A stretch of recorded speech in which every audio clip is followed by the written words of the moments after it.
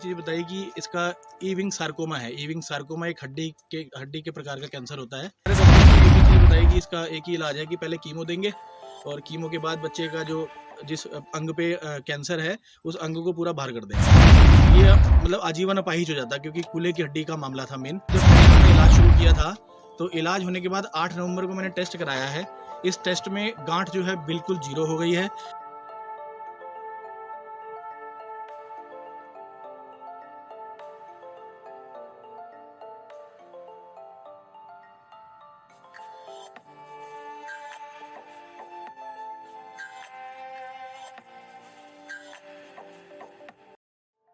आप चिराग आहूजा हैं, रुद्रपुर के रहने वाले हैं।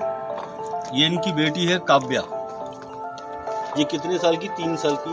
4 साल की। ये 4 साल की बच्ची है काव्या आहूजा। ये इसके पिता बच्ची के चिराग आहूजा रुद्रपुर के रहने वाले हैं। ये 8 महीने पहले एक रिपोर्ट है जिस रिपोर्ट पर मैं चाहूँगा कि चिराग आहूजा खुद बातचीत रखें। नमस्कार, मेरा नाम चिराग आहूजा है। मैं रुद्रपुर का रहने वाला हूँ।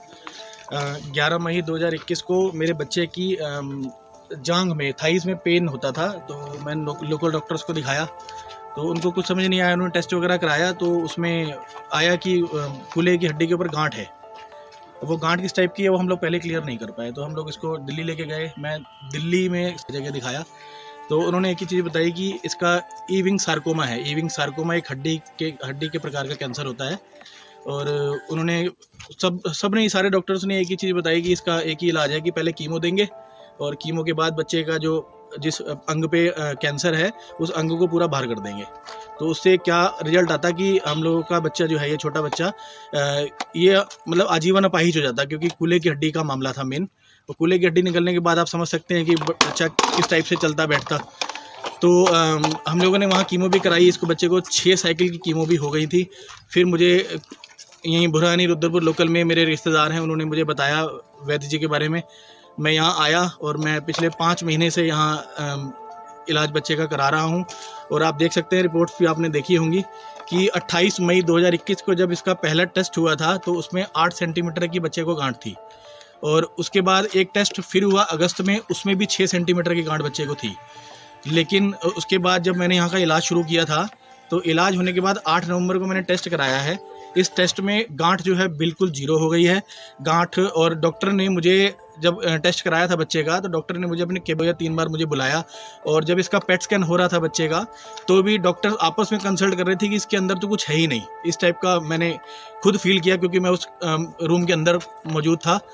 तो मैं बड़ा धन्यवाद करूंगा वैद्य जी का, गुरु जी का, कि बच्चे का इलाज इन्होंने किया और हमारी मदद करी। हम लोग बहुत ज़्यादा परेशान थे उस टाइम पे।